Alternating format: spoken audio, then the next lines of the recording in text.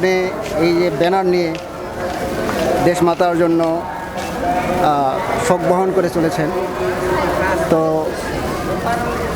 এই বাংলাদেশের যে সাবেক তিনবারের যে নেত্রী ছিলেন, প্রধানমন্ত্রী ছিলেন, এবং আমাদের এই দেশের জনগণের কাছে তার যে সততা বা ন্যায়নিষ্ঠা বা ভালো ভালো দিকগুলি কি কি মানে কাজ করছে এইভাবে, বা কি কি ভালো দিকগুলি আছে, এটা আপনি মনে করেন?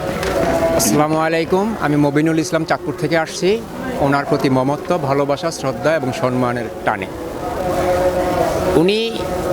উনি বিএনপির নেত্রী নয়, উনি সমগ্র বাংলাদেশের, সমগ্র জাতির এবং স্বাধীন সার্বভৌমত্বের উনি একটা প্রতীক। উনি শহীদ প্রেসিডেন্ট জিয়াউর রহমানের সহধর্মী।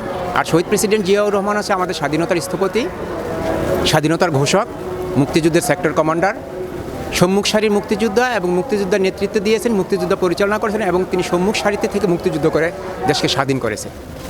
এবং এই দেশে গণতন্ত্র প্রতিষ্ঠার জন্য উনি বহুদলীয় গণতন্ত্রের প্রবক্তা উনি, এবং গণতন্ত্র প্রতিষ্ঠার জন্য উনি বাংলাদেশ জাতীয়তাবাদী দলে বিএনপি প্রতিষ্ঠা করেন, এবং উনি সর্বপ্রথম বাংলাদেশের রাষ্ট্রপতি শাসন ব্যবস্থার প্রবর্তক এবং সফল রাষ্ট্রপতি ছিলেন। উনি গণতন্ত্রের জন্য, মানুষের মৌলিক অধিকারের জন্য, মানুষের ইনসাফের জন্য, দেশকে আধিপত্যবাদ মুক্তির জন্য উনি শহীদ প্রেসিডেন্ট জিয়াউর রহমান লড়াই করে গেছেন। ওনার মৃত্যুর পরে ওনার সহধর্মিণী, আমাদের দেশমাতা, আমাদের দেশনেত্রী, আপসহীন দেশনেত্রী, উনি রাজনীতিতে আসেন এবং এই দেশের সার্বভৌমত্বের হাল ধরেন, এদেশের মানুষের জানমাল নিরাপত্তার, এদেশের গণতন্ত্রের পুনঃপ্রতিষ্ঠার, এদেশের মানুষের মৌলিক অধিকার নিশ্চিতের জন্য উনি মৃত্যুর আগ পর্যন্ত লড়াই করে গেছেন। উনি কখনো আপোষ করেন নাই অন্যায়ের সাথে, উনি কখনো পিছপা হন নাই অন্যায়ের বিরুদ্ধে কথা বলতে। উনি সবসময় মানুষের কল্যাণে কাজ করেছেন, গণতন্ত্রের কল্যাণে কাজ করেছেন, মানুষের মৌলিক অধিকার নিয়ে কাজ করেছেন।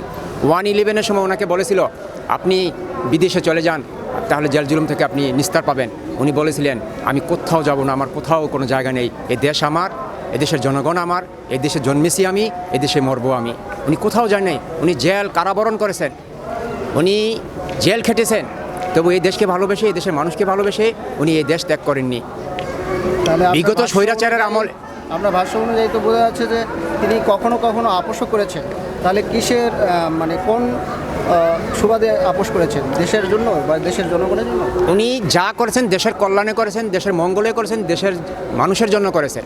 আচ্ছা, উনি গণতন্ত্র পুনঃপ্রতিষ্ঠার জন্য লড়াই করেছেন, মানুষের মৌলিক অধিকারের জন্য উনি লড়াই করেছেন।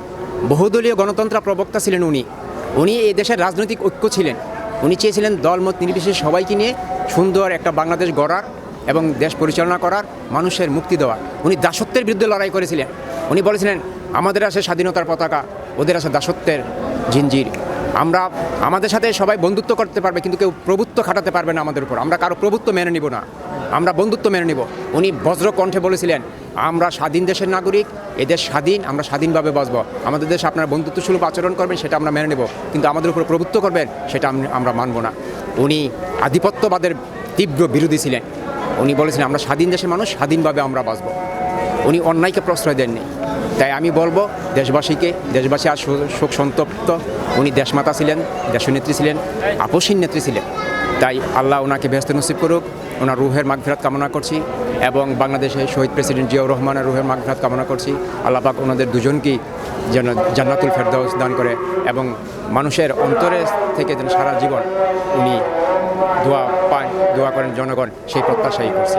এবং আমাদের তারেক রহমানের কাছে আমাদের একটাই চাওয়া, আপনি শুধু তারেক রহমান নন, আপনি শহীদ প্রেসিডেন্ট জিয়াউর রহমানের সুযোগ্য পুত্র, সুযোগ্য সন্তান। আপনি 3 বারের বাংলাদেশের প্রধানমন্ত্রী, সফল প্রধানমন্ত্রী, দেশমাতা, আপসহীন নেত্রী বেগম খালেদা জিয়ার সুযোগ্য পুত্র। দেশবাসী আপনার দিকে তাকিয়ে আছে। আপনি আগামী প্রজন্মের বাংলাদেশের নীতি নির্ধারক, পরিচালক এবং এই তরুণ প্রজন্মের আপনি আইডল।